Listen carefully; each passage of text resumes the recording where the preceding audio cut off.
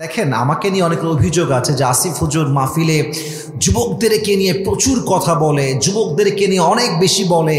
কেন বলে? কারণ বলি এই জন্য, এই যুব সমাজ শুধরে গেলে পুরো দেশটাই তো শুধরে যাবে নওগাঁর ভাইরা। I think it is most important to talk about. যুবকদেরকে নিয়ে কথা বললে দেশটা শান্তির হবে, এই দেশটা সোনালী দেশ হোক। নওগাঁর মান্দার ভাইরা আমরা কি চাই কি চাই না? এদিকে সাউন্ড নাই, এদিকেও সাউন্ড নাই। আমরা কি চাই না? আমাদের এখন যিনি সরকারের প্রধান উপদেষ্টা আছেন তার নাম হচ্ছে ডক্টর ইউনূস সাহেব। আমরা কোনো বিদ্বেষ নিয়ে নয়, হিংসা নিয়ে নয়, আমরা দিল থেকে দোয়া করি আল্লাহ ওনাকে বাংলাদেশকে কোরআন অনুযায়ী চালাবার তৌফিক দান করুন। পড়া আমিন। আমাদের ভাই বলছিলেন মাইকে একটু আগে যে পারমিশন পেতাম না আমরা, আর আজকে পারমিশন কারো লাগে নাই। ये वक्त की बात है मेरे दोस्त, वक्त हमेशा एक नहीं होता। সময় এটা পরিবর্তনশীল। আজকের হিরো কালকে জিরো হতে পারে, আজকের জিরো কালকে হিরো তো হতে পারে। ম্যাটার অফ টাইম, সময়ের ব্যবধান। 5 আগস্টের আগে আমরা দেখেছি, আপনারা আমার কথা রাগটা করছেন না তো? আরে ভাই ক্লিয়ারেন্স দেন, রাগটা করছেন না তো? 5 আগস্টের আগে আমরা হক কথা বললেই 3টা শব্দ আমাদেরকে খুব বেশি বলা হতো।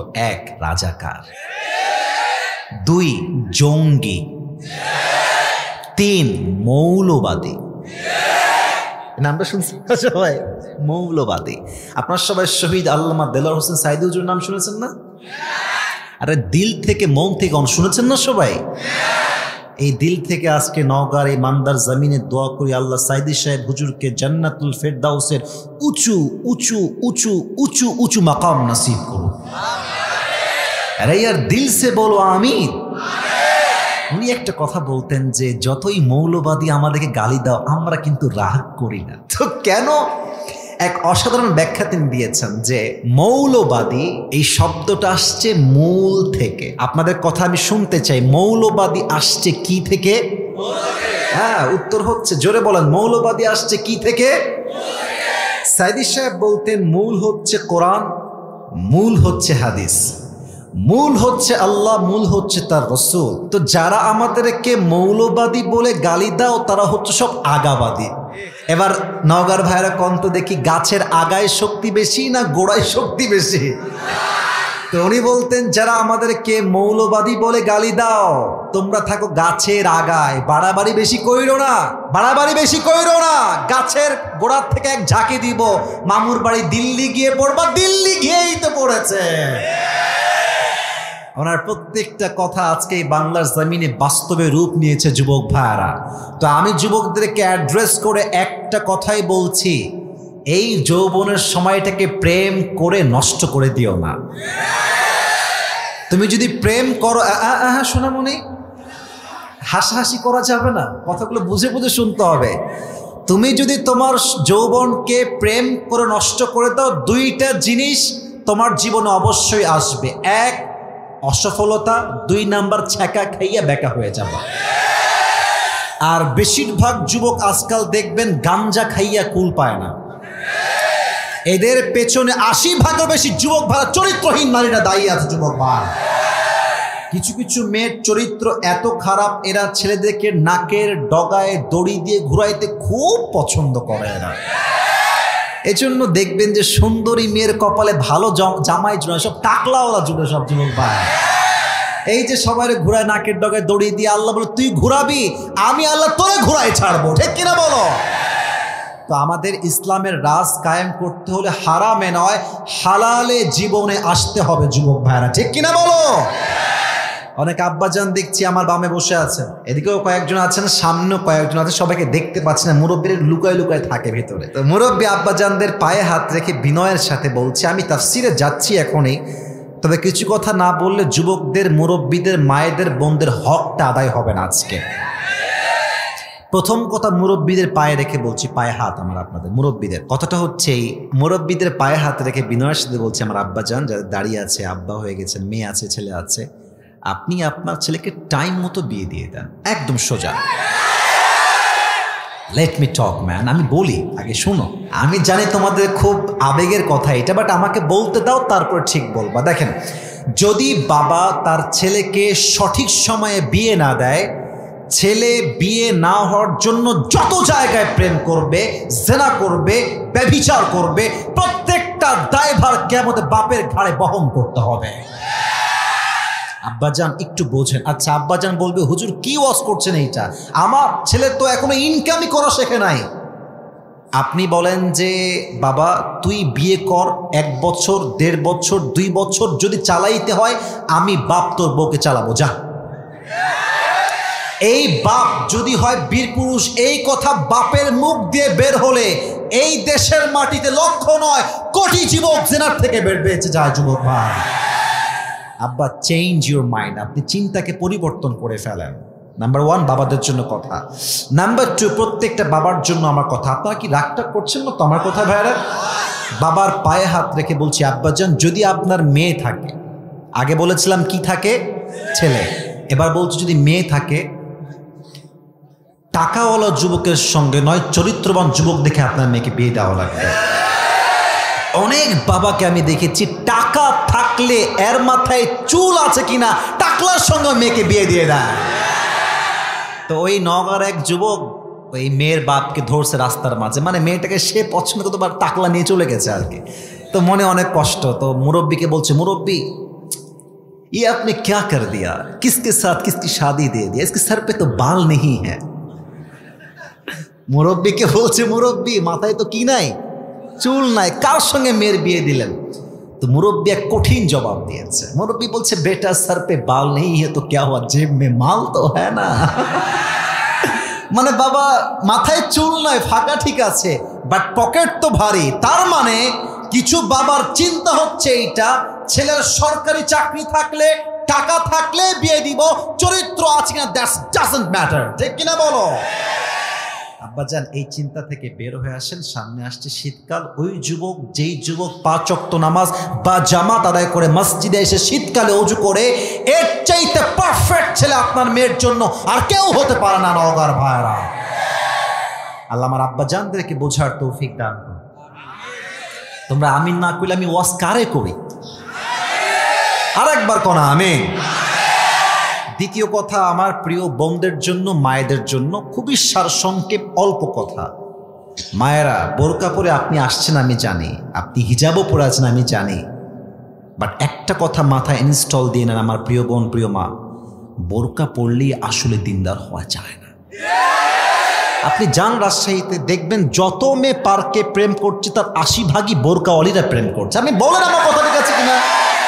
বোরকা হচ্ছে একটা বাহ্যিক পোশাক, যে I am from Muslim family, but just মুসলমানের পরিচয় দিলে হবে না, চরিত্র তো মুসলমানের মতো হওয়া লাগবে। যুবক ভাইরা, বোনেরা, বোরকা পরেই ভাইবেন না ইয়ার हम तो अभी के भी जन्नत से भाग के दुनिया में आए हैं, এইটা ভাবা যাবে না। চরিত্রবান মেয়ে সে, যার চরিত্র সে রক্ষা করে চলবে। ঠিক কিনা বলো? আল্লাহ প্রত্যেকটা মা বোনকে বোরকাতেও দিনদার হওয়ার তৌফিক দান করুক, চরিত্রের দিক থেকেও দিনদার হওয়ার তৌফিক দান করুক। পড়া আমিন। লাস্ট কথা যুবকদের জন্য, এরপরেই তাফসীর শুরু হবে। যুবকরা একটা কাশি দিন তো সবাই। তোমাদের জন্য কথাটা খুবই সিরিয়াস। আমার কথা কি বোঝা যায়? এ তাকবীর দিন তো সবাই, লিল্লাহি তাকবীর। তোমাদের জন্য একটা কথা আমি শেষ করব, এটা দিয়ে আমি তাফসীর শুরু করবো। এরপরে দেখো, শহীদ আবু সাঈদের নাম শুনেছেন না আপনারা সবাই? এমনে মার গুলি, কোথায় গুলি করবি তুই? ও এটাই প্রমাণ করেছে যে বাংলাদেশের ছেলে সব বাঘের বাচ্চা এরা। দেখেন, ও যখন বুকটা পেতে দিয়েছে, আমার নওগাঁর ভাইয়েরা, কথাগুলো বললে একটু ভিতরে কষ্ট লাগে, তো আপনার মাইন্ডে নেবেন না আমার কথা যদি ডানবান হয়। আমি বলছি, দেখেন, যদি কোনো পুলিশ চাইতো, ওকে তো এসে বলতে পারতো যে আবু সাঈদ যাও, তুমি ওদিকে যাও, এদিকে এসো না, এদিকে গোলাগুলি হতে পারে, মারামারি হতে পারে, তুমি সাইডে যাও। আবু সাঈদ তো ভদ্র ঘরের, যে তো সাইড যেতে পারতো। বাট যখন তারা ওপেনলি গুলি করেছে মিডিয়ার সামনে, আল্লাহ বলছে বাতিলের পতন আমি আল্লাহ নিশ্চিত করেছি, কোনো বাপের বেটা থাকলে ঠেকায় দেখা। এর থেকে শিক্ষা তোমাদের কি পেলা তোমরা? এটাই শেষ কথা। এরপরে তোমাদেরকে তাফসীর নিয়ে যাব। শেষ কথা বলছি এটা, এই দেশে ইসলামের রাজ কায়েম করতে হলে ওয়াজ মাহফিল দিয়ে, মিডিয়া দিয়ে, মসজিদ দিয়ে, মাদ্রাসা দিয়েই সব কায়েম হবে না।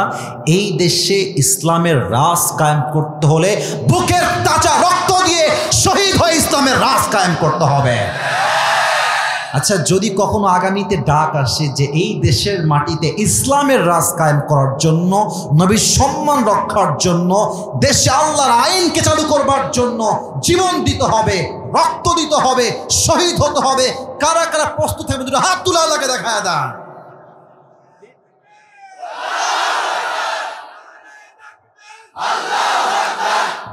মাশাআল্লাহ, আল্লাহ কবুল করুক। পড়া আমিন। না আমিনটা তো আসতে হয়ে গেল, বরং সবাই আমিন। এখন আমরা তাকবীর দিয়ে তাফসীর শুরু করব। যারা বিবাহিত ভাইরা আজকের মাহফিলে আসছেন একটু হাত তুলেন তো, বউওয়ালা কারা কারা আছেন প্রিয় ভাইরা? হাত নামান। আচ্ছা, এবার সিঙ্গেল কারা কারা আছো হাত তোলো। সিঙ্গেল না কি, কারো বউ নাই? ইন্না লিল্লাহ। আচ্ছা, হাত নামাও। সামনে আসছে শীতকাল আব্বা যান, সামনের শীতকালে কম্বল দিয়ে নয়, ল্যাপ দিয়ে নয়, শীত দূর করতে হলে একমাত্র বউ দিয়ে যুবকদের শীতকে দূর করতে হবে।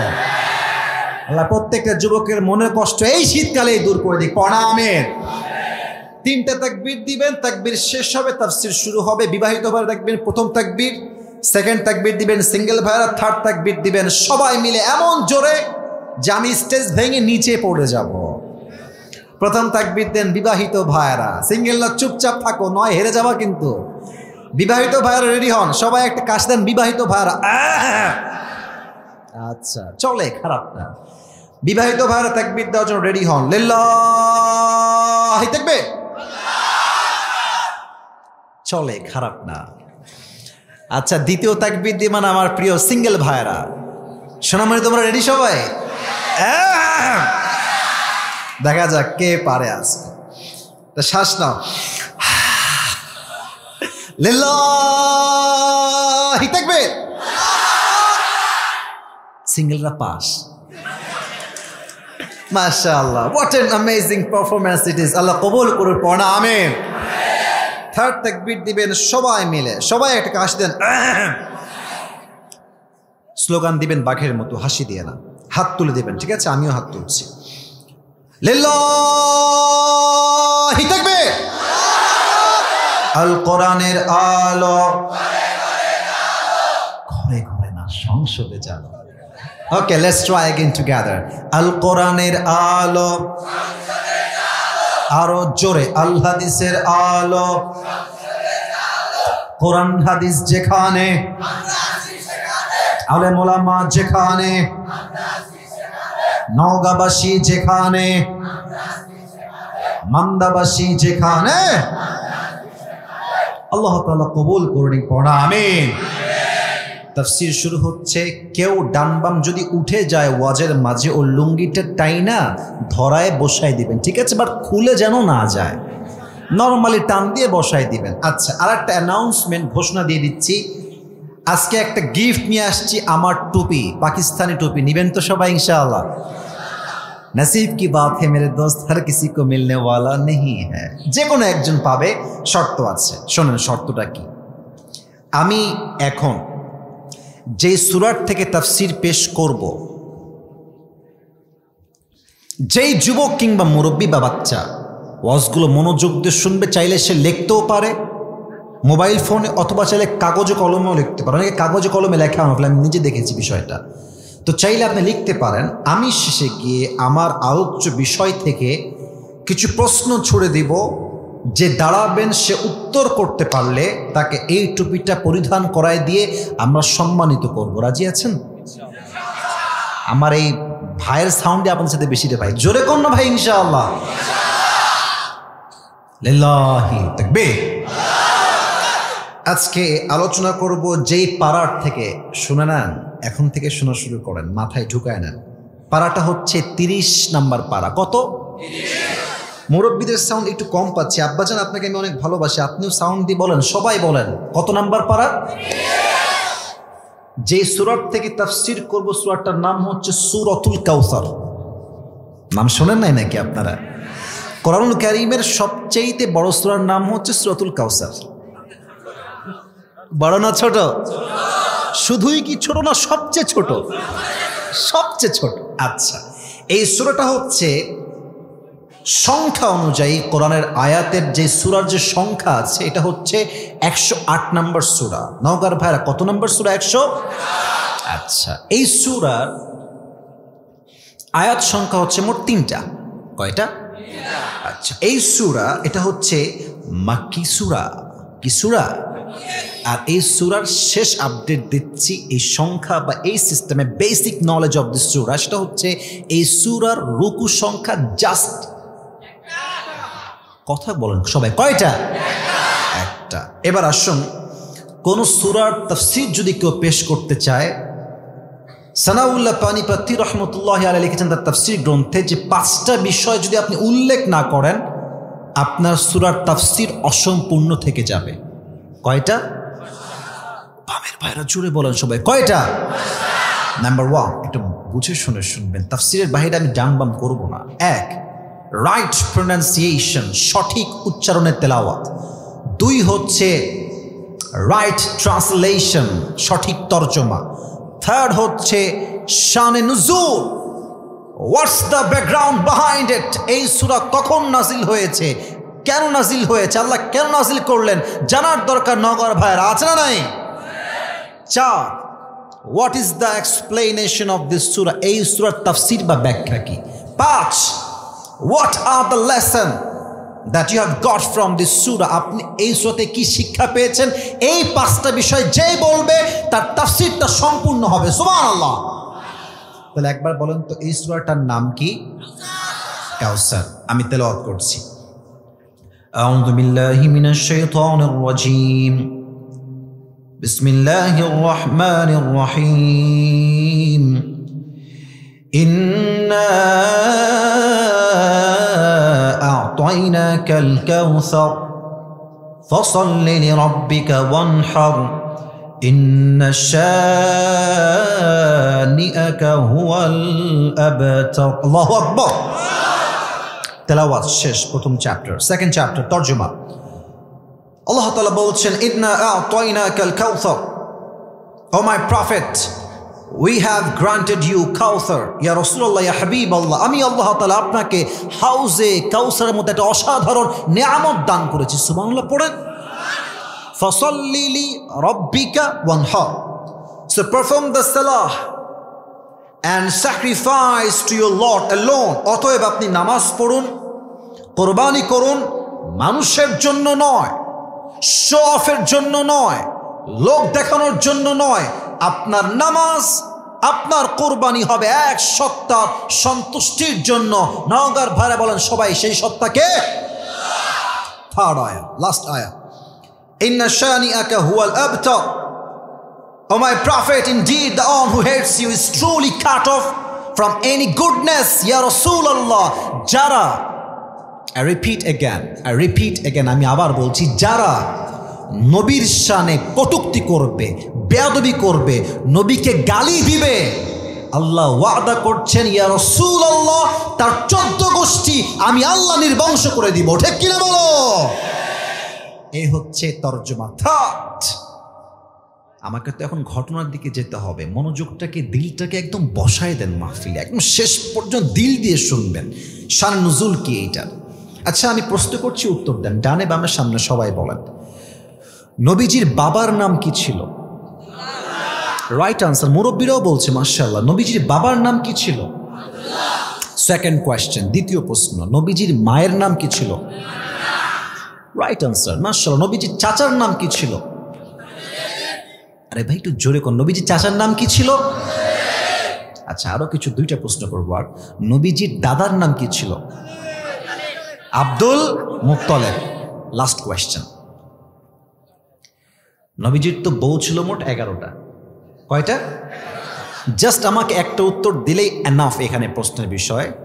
নবীজির ফার্স্ট ওয়াইফ বা প্রথম স্ত্রীর নাম কি ছিল? খাদিজা। সুবহানাল্লাহ পড়েন সবাই। একদিন নবীজি কাবায়, আমার চেহারা দেখেন আপনারা, আমি আপনাদেরকে হাদিসটাকে অভিনয় করে বোঝাচ্ছি। দেখেন নবীজি, যতটুকু দেখা যায় ভাই, নবীজি এমনি হেলান দিয়ে আছেন কাবার সাথে।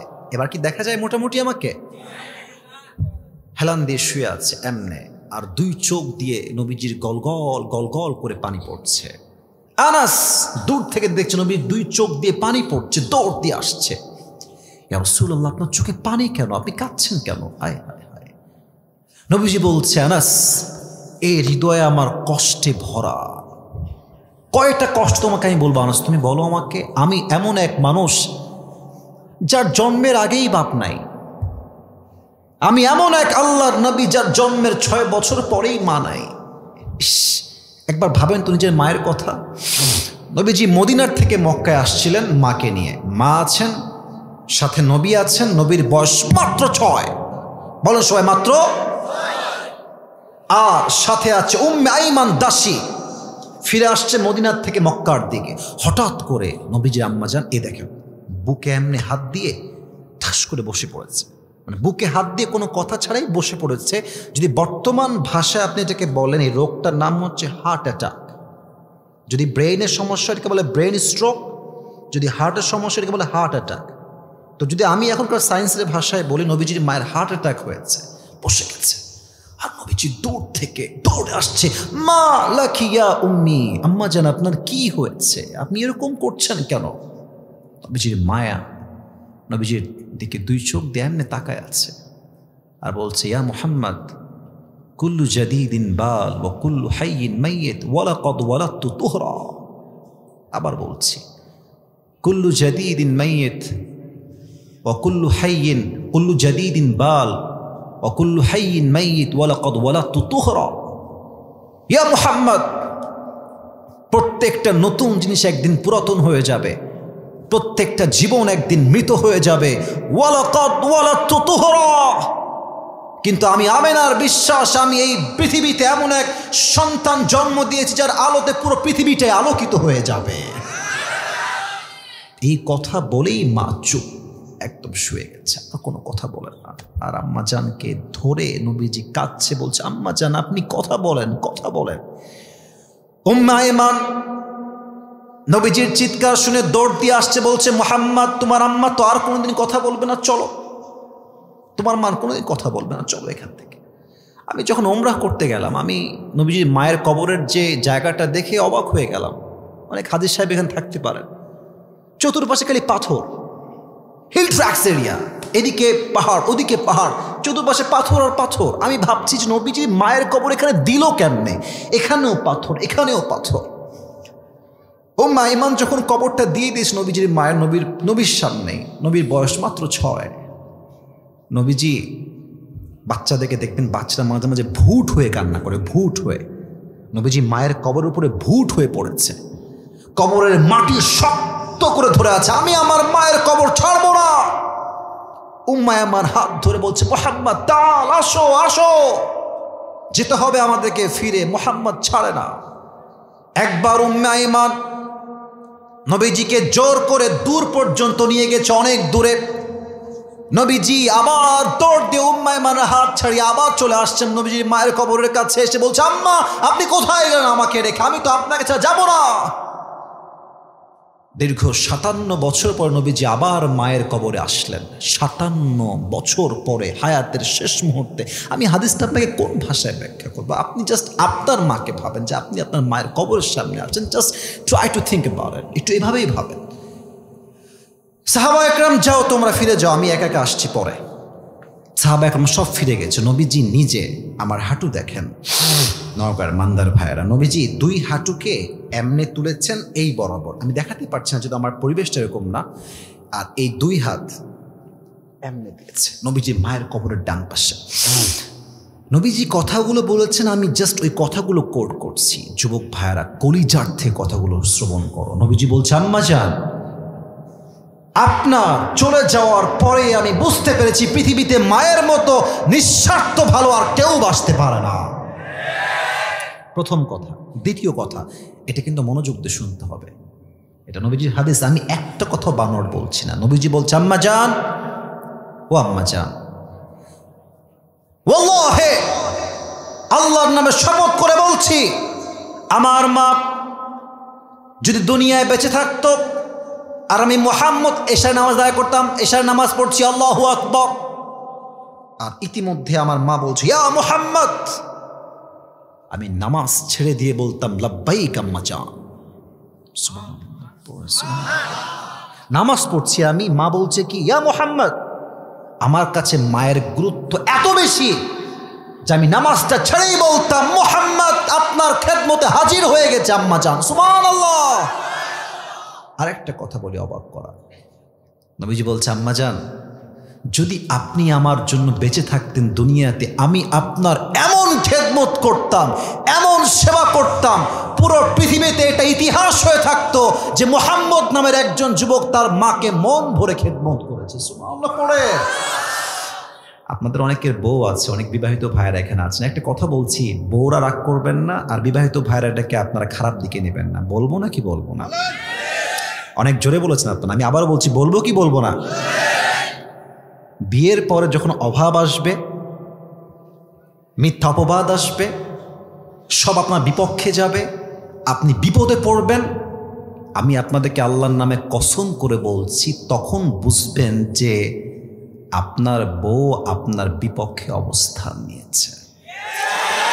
এবং যেই মাকে, যেই বাপকে অবহেলা করেছেন, খাইতে দেন নাই, পড়তে দেন নাই, কল দেন নাই, যত্ন নেন নাই, সবচেয়ে খারাপ সময় আপনার বউ আপনার হাত ছাড়তে পারে, বাট বাপ মা আপনার হাত কখনো ছাড়বে না। আমার ভাইরা, আব্বা আম্মার ভালোবাসায় কোনো স্বার্থ হয় না, কোনো তুলনা হয় না। বউ বিপদে হাত ছাড়তে পারে, কিন্তু মা, যেই মা আপনাকে জন্ম দিয়েছে, এই মা কোনো আপনার সাথে বেইমানি করতে পারে না। যুবক ভাইরা, ঠিক কিনা বলো? আম্মা জান আমি বুঝেছি আপনি যাওয়ার পরে পুরো দুনিয়াটা হচ্ছে স্বার্থের খেলা, এখানে স্বার্থ ছাড়া কেউ কাউকে ভালোবাসে না। আম্মা নাই, শেষ। চাচা আবু তালেব শেষ, আব্দুল মুত্তালিব শেষ, সবচেয়ে আপন বউ, কাছের বউ খাদিজা রাদিয়াল্লাহু তাআলা আনহা, তিনিও শেষ। এবার নবীজি বলছে, আনাস ভালো করে শোনো, আমার কানে খবর এসেছে কাফেররা আম্মার ইবনে ইয়াসির রাদিয়াল্লাহু তাআলা আনহুকে দুই পা দুই উটে বেঁধেছে, এক পা এক উটে আর এক পা আর এক উটে, আর দুই উটকে ছেড়ে দিয়েছে দড়ি দিয়ে বেঁধে, এক উট ডান দিকে আর এক উট বাম দিকে। এমন জোরে চাপ লেগেছে হাঁটুতে, দুই পা খুলে বিচ্ছিন্ন হয়ে গেছে। আমার কাছে খবর এসেছে বেলাল রাদিয়াল্লাহু তাআলা আনহুকে কাফেররা মরুভূমির উত্তপ্ত গরম বালুর উপরে ন্যাংটা করে উলঙ্গ করে শোয়া রাখছে এমনি, আর দুই হাতে এখানে একটা প্যারাক, এখানে একটা প্যারেক দিয়েছে, দুইটাকে এমনি দিয়ে বেঁধে রেখেছে, পাথর দিয়ে বুককে চাপা দিয়ে রেখেছে। আমার কাছে খবর আসছে সুমাইয়া রাদিয়াল্লাহু তাআলা আনহাকে কাফেররা সবাই মিলে গণধর্ষণ করেছে। আপনাদের নাউজুবিল্লাহ তো আসতে হচ্ছে, বলেন না নাউজুবিল্লাহ। শুধু গণধর্ষণ করে নাই, আমার কথাগুলো একটু দিল দিয়ে শুনবেন, গণধর্ষণ করার পরে তার লজ্জাস্থানে তীর নিক্ষেপ করে জায়গায় শহীদ করে দিয়েছে, নাউজুবিল্লাহ। আর আমার 4টা সন্তান, ছেলে, একটা সন্তানও দুনিয়াতে বেঁচে নাই। এবার বলেন তো নওগাঁ ভাড়া, যা যা শুনলেন হাদিস থেকে, 4টা সন্তান নাই, বউ নাই, বাচ্চা নাই, মা নাই, বাবা নাই, চাচা নাই, দাদা নাই, সব সাহাবা একরাম কষ্টে আছে, মিথ্যা অপপ্রচার চলছেই চলছে। এই মানুষটার কষ্ট কম না বেশি? আপনারা অনেকে বলেন না, বলেন না কম না বেশি? তো আচ্ছা, আমি যে কথা বলছি আপনাদের সাথে, মাঝে মাঝে আমি নিচের দিকে তাকাচ্ছি না, একবার উপরে, একবার এদিকে, আর একবার এদিকে। তো আনাস নবীজির কথাগুলো শুনে আনাসের চোখ দিয়েও পানি পড়ছে। হঠাৎ আনাস নিচের দিকে তাকিয়ে জাস্ট ফর ফিউ সেকেন্ড নিচের দিকে তাকিয়ে কান্না করছে, আবার চোখ তুলেছে, চোখ তুলে দেখছে নবীর দুই চোখ দিয়ে অশ্রু একটু আগে ঝরছিল, বাট এখন নবীর চেহারা দিয়ে মুক্তার মতো মুচকি হাসি বের হচ্ছে। সুবহানাল্লাহ, একটু আস্তে হয়ে গেল যে, পড়েন জোরে সুবহানাল্লাহ। আনাস বলছে, ইয়া রাসূলুল্লাহ, ইয়া হাবিবাল্লাহ, একটু আগে চোখের কোঠায় পানি, এখন দেখছি আপনি মুচকি হাসছেন, কারণ কি ইয়া রাসূলুল্লাহ, ইয়া হাবিবাল্লাহ? এবার আল্লাহর হাবিব ডাক দিয়ে বলছে, আনাস তুমি তো দেখো নাই, এই মুহূর্তে জিবরাইল আলাইহিস সালাম আমাকে হাউজে কাউসারটাকে নিয়ামত হিসেবে দিয়ে গিয়েছে। এই নিয়ামত পাঠিয়েছে একজন, আওয়াজ দিয়ে বলেন তিনি কে? এখন অনেকে প্রশ্ন করতে পারে, মুরব্বীরাও করতে পারে, যুবকরা, যে হুজুর কথা তো আপনার ঠিকঠাক আছে, বুঝলাম, ভাইজান কই যায়? আচ্ছা ঠিক আছে, একজন উঠেছে ঠিক আছে, বাট আর একজন উঠলে প্যান্ট কিন্তু থাকবে না, খবরদার, টান দিয়ে ধরে বসায় দিবেন যুবক ভাইরা, ঠিক কিনা বলো? মজা করে বলছি, বাট উঠবেন না, একজন উঠলেও খারাপ দেখায়। এখনকার প্রত্যেকটা মানুষ এই জেহেন দিয়ে নয়, ব্রেন দিয়ে নয়, কলিজার থেকে ওয়াজগুলো শ্রবণ করছে, ঠিক কিনা বলে? আচ্ছা, প্রশ্ন কি হতে পারে হুজুর? আপনি বললেন নবীজির সন্তান নাই, নবীজি হতাশ কষ্টে আছেন। আচ্ছা, হাউজে কাউসার তো একটা পানি, এটা কি? ওদিকে অনেকে বসে আছেন, হাউজে কাউসার এটা কি? পানি।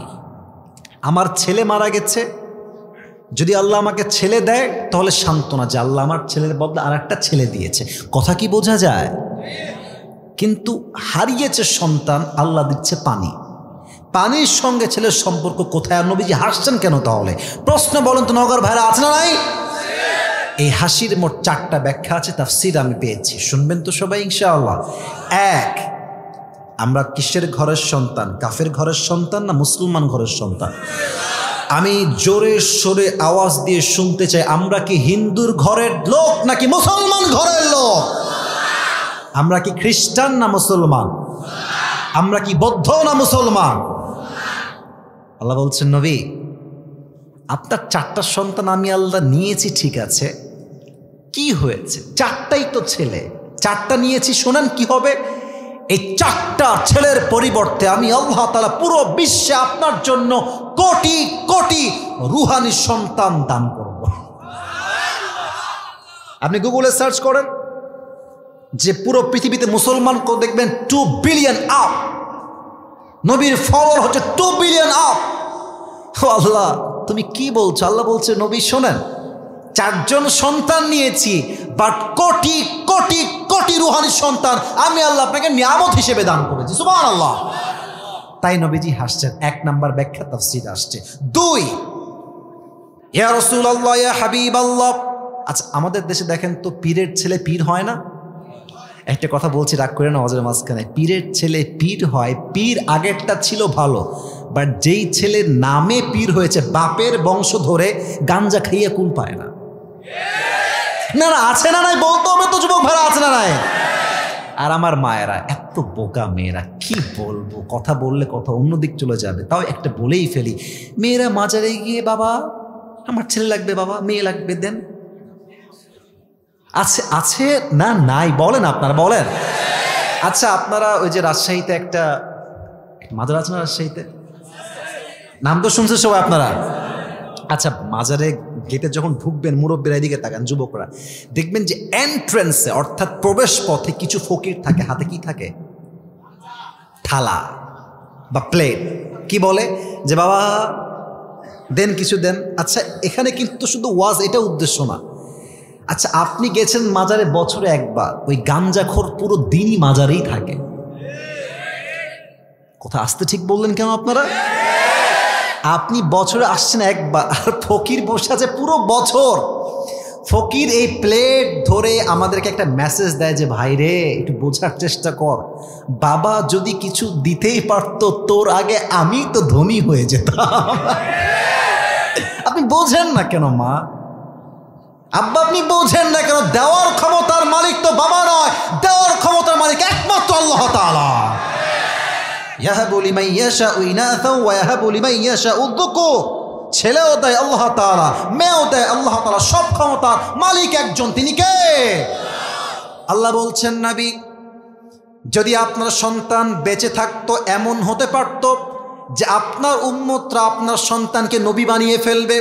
যেমন ভাবে আদম নবীর সন্তান শীস আলাইহিস সালাম নবী, ইব্রাহিম আলাইহিস সালামের সন্তান ইসমাইল নবী, ইয়াকুব আলাইহিস সালামের সন্তান ইউসুফ আলাইহিস সালাম নবী, দাউদ আলাইহিস সালামের সন্তান সুলাইমান আলাইহিস সালাম নবী। কথা কি ঠিক আছে কিনা বলেন? তো যদি আদমের সন্তান শীস নবী হইতে পারে, এমন একটা সম্ভাবনা আছে যে আপনার উম্মতরা আবেগেই আপনার ছেলেকে আবার নবীও মানতে পারে, ঠিক কিনা বলো? এই ফিতনা যেন তৈরি না হয়, এই জন্য অল্প বয়সে আপনার ছেলেকে তার কাছে উঠিয়ে নিয়েছে একজন, তিনি কে? আসতে হচ্ছে, বলেন তিনি কে? 3, এটা একটু ব্যাখ্যা করতে হবে, বাংলাদেশ দিয়ে ব্যাখ্যা করতে হবে। আপনার সবাই মিজানুর রহমান আজহারীর নাম শুনেছেন? কথা কয় না, শুনছেন না? উনি কি নন ফেমাস না অনেক ফেমাস?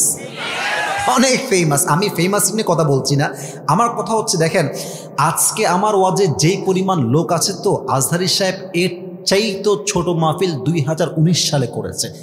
রাগ করবেন না, আমি যেটা বোঝাচ্ছি সেটা বোঝা ট্রাই করেন। এই লোকটা এর চেয়ে ছোট মাহফিল। আচ্ছা আপনারা গ্রামগঞ্জে উঠান চেনেন? উঠান ওই 4-5টা বাসা ঘোরা ঘেরাও করা, মাঝে একটা উঠান থাকে না? উনি উঠানে মাহফিল করতেন, ছোট্ট এই মিলাদ টাইপের আর কি। 19 সালের কথা বলছি, 18 সালে কথা বলছি। বড় মাহফিলে করেছে, ছোট মাহফিলে করেছে। এই লোকটা আজকে এতটা টপ ফেমাস পুরো কান্ট্রিতে, তাকে মাহফিল করাবে জায়গা দেওয়ার মতো মাঠ মনে হয় দেশে নাই বলতে গেলে, যুবক ভাইরা ঠিক আছে কিনা? আমি কেন বললাম এই কথা? এই লোকটা আগে একদম নন ব্র্যান্ড ছিল, কেউ চিনত না, কেউ জানতো না। এই আসলো, ওয়াজ করে আবার কাম ব্যাক টু হোম, বাসায় ফিরে যেত। বাট এখন তাকে নিয়ে আসতে হলে কমপক্ষে 100 নয়, কমপক্ষে 1000 পুলিশ প্রোটোকল লাগবেই লাগবে। আপনাকে আমি কথা কেন বলছি? আপনি হাদিসের দিকে ফোকাস করেন, হুজুরের দিকে নয়। একটা সময় কিন্তু আজহারী সাহেবকে আমাদের মতো হুজুররা বলেছে কাফের, কি বলে নাই? ইভেন আমি তো দেখেছি অনেক হুজুরা ওনাকে, নাউজুবিল্লাহ, আমি জাস্ট বলতে পারবো না, ওনাকে এত বাজে ভাষায় গালিগালাজ করেছে। ইভেন আমাদের দেশে কোনো সুন্নি ভাইরা আছেন, আমি সুন্নি ভাইদেরকে অনেক ভালোবাসি, বাট কিছু সুন্নি আছে নামধারী ভণ্ড, এরা খালি জিলাপি খায়, সিন্নি খায়, নবীর আসে, গাঞ্জাটাই না কুল পায় না। আমি দেখেছি আমার প্রিয় ভাইয়েরা আজহারী সাহেবের বিশাল বড় ব্যানার টাঙাই দিয়ে জুতা দিয়ে পিটাইছে। আচ্ছা এবার আপনারা কন, এই যে এত কাফের বললেন, এত অপপ্রচার, নবীর শানে বিরুদ্ধাচরণ করেছে, বেয়াদব, কাফের, লম্পট, কত গালি তো আজহারী সাহেবকে দিলেন। আপনার অপপ্রচারকেই আল্লাহ তার পক্ষের প্রচার শক্তি হিসেবে কবুল করেছে। আচ্ছা আরো এক্সাম্পল দিই, শহীদ আল্লামা দেলোয়ার হোসেন সাঈদী হুজুরকে আমাদের আওয়ামী ফ্যাসিস্টরা কি ট্রাই করলো? উনি হচ্ছেন রাজাকার, বলেছে না? আর সাঈদী সাহেব ওপেনলি সবার সামনে বলেছে, আমাকে যারা রাজাকার বলবে তারা পিতৃ পরিচয়হীন অবৈধ সন্তান। তখন তো খুব অপপ্রচার করেছেন যিনি রাজাকার, যুদ্ধ অপরাধী। বাট ওনার নামে এত মিথ্যা অপবাদ, এত মিথ্যা প্রচার, সব মিডিয়া তার বিরুদ্ধে অপপ্রচার করেছে। সম্মান কমছে না বাড়ছে? বরং এখন তো ক্ষমতার থেকে নামার পরে প্রমাণ পাওয়া যাচ্ছে যে প্রত্যেকটা সাক্ষীকে বাধ্য করে হুমকি দিয়ে সাক্ষী দেওয়ানো হয়েছে, ঠিক কিনা বলো? প্রচার করেছেন, আল্লাহ পক্ষের প্রচার বানাই দিয়েছে। এবার আসেন নবীর বেলায়, হাজিরা সব হজ করতে আসছে মক্কায়। আবু জাহেল বলছে, এই হাজী সাহেবরা খবরদার, এ মক্কার জমিনে এক পাগলের আবির্ভাব ঘটেছে, খবরদার কেউ তার কথা শুনবা না, শুনলেই তোমরা জাদুগ্রস্তের শিকার হয়ে যাবা। দেখবেন মানুষকে মানুষ যা করতে নিষেধ করে বেশি, ও আসলে তাই করে বেশি, ঠিক আছে কিনা বলেন? কাফেররা বলছে, এই মোহাম্মদ আবারকে জীবনে তো নামও শুনি নাই, তাকে দেখিও নাই জীবনে, এবার তো দেখেই ছাড়বো আমরা। সব কাফেররা গিয়েছে নবীকে দেখতে, তো বলছে যে কিছু শুনবো না, 2 কানে 2 হাত থাকবে, কান বন্ধ, জাস্ট চোখ দিয়ে এক নজর দেখবো লোকটা আসলে কে রে। নবীর কাছে গিয়েছে, দেখবেন নবীজি দেখছে, নবীজি বাইতুল্লাহর সামনে বসে কোরআনটা খুলে মধুর কণ্ঠে সূরা রহমান তেলাওয়াত করছেন। আচ্ছা নওগাঁয় পাগল আছে না? আরে কথা কোনো আছে না?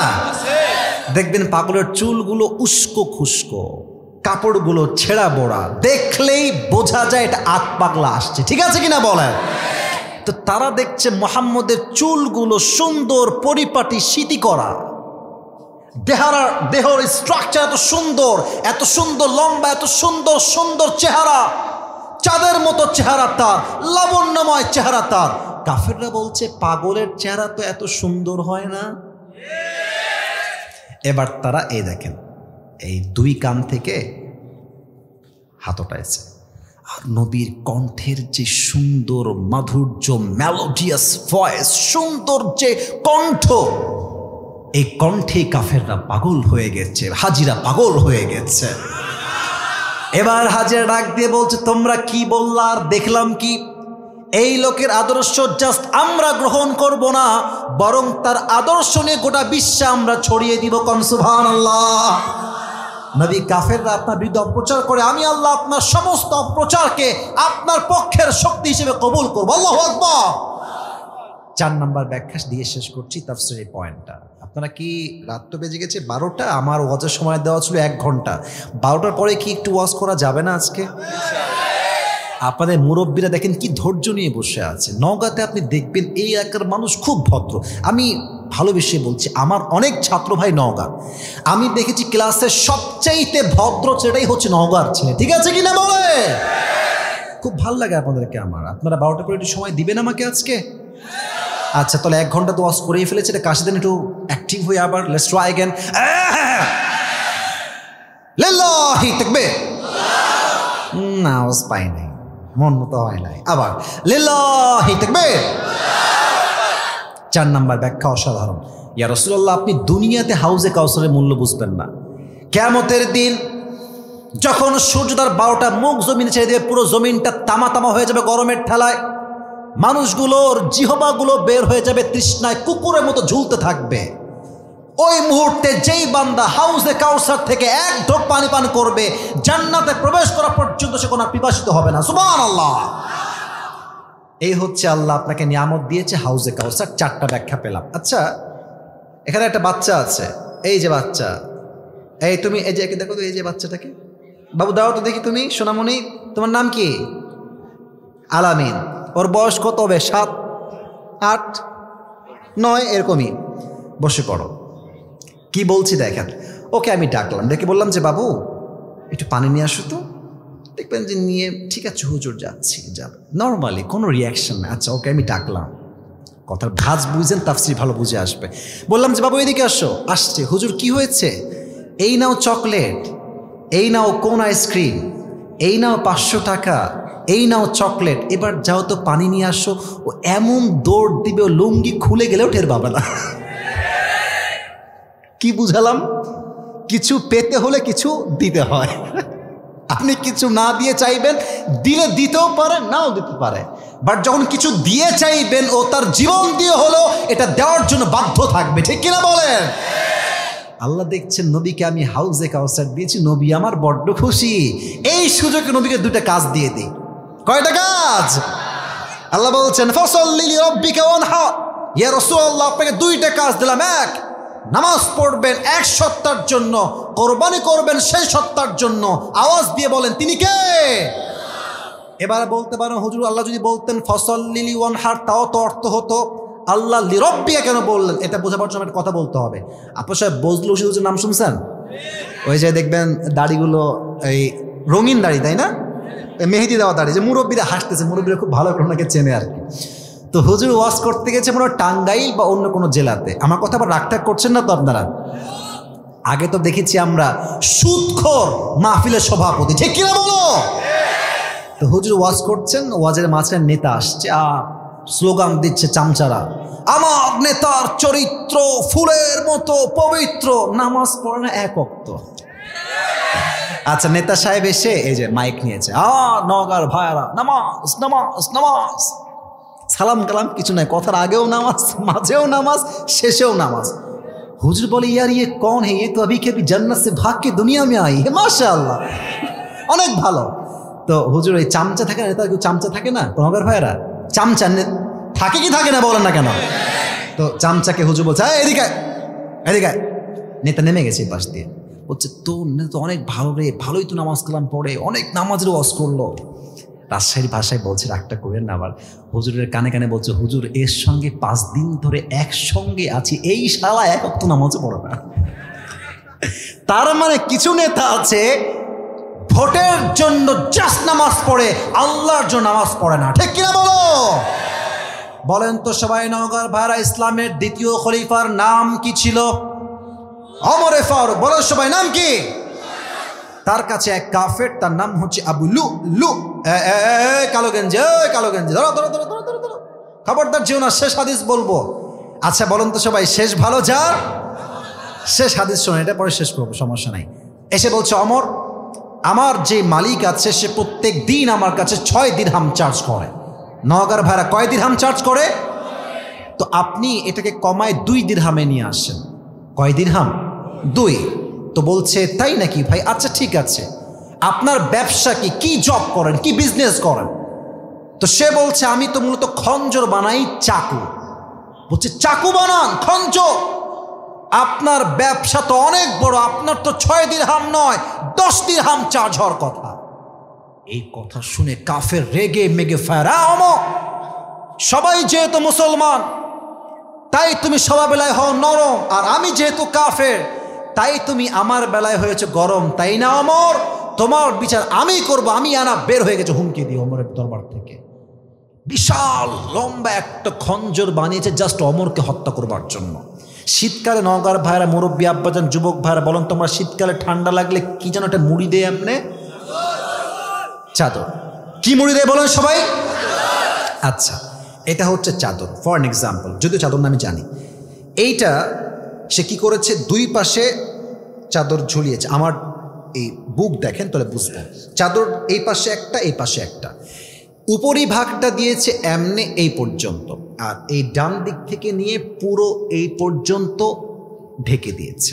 আচ্ছা আমি দেখাচ্ছি, মেয়েরা নেকাব পরে না এমনে, এই পুরোটা ঢাকা থাকে, তো ও পুরোটা ঢেকে ফেলেছে, পুরো দেহ চেহারা কভার্ড।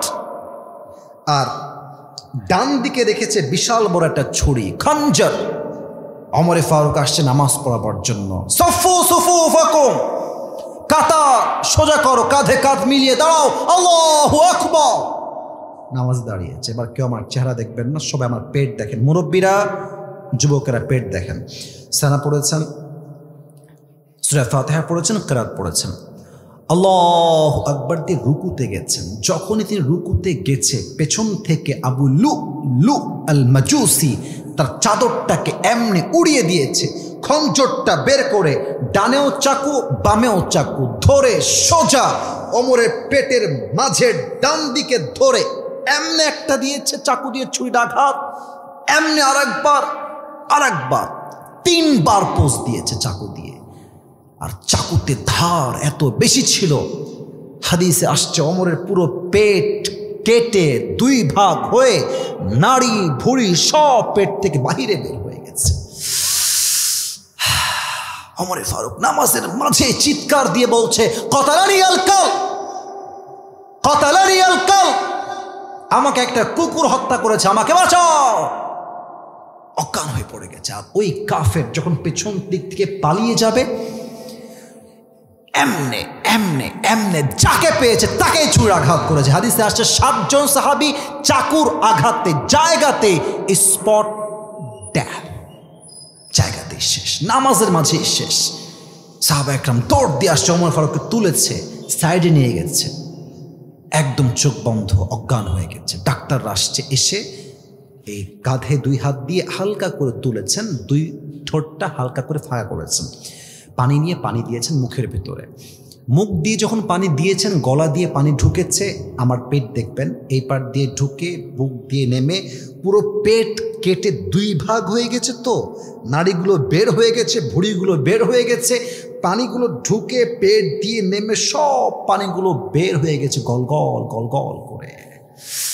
ডাক্তাররা বলছে দুধ নিয়ে আসছো, দুধ খেলে কারো খাবার সহজে বের হবে না। দুধ নিয়ে এসেছে, দুধ দিয়েছে মুখে, গলা দিয়ে নেমে বুক দিয়ে নেমে পুরো 2 পেট এমনভাবে কেটে ফেড়ে গেছে, দুধগুলো গলা দিয়ে নেমে বুক দিয়ে নেমে সব দুধগুলো বাহিরে গল গল করে বের হয়ে গেছে।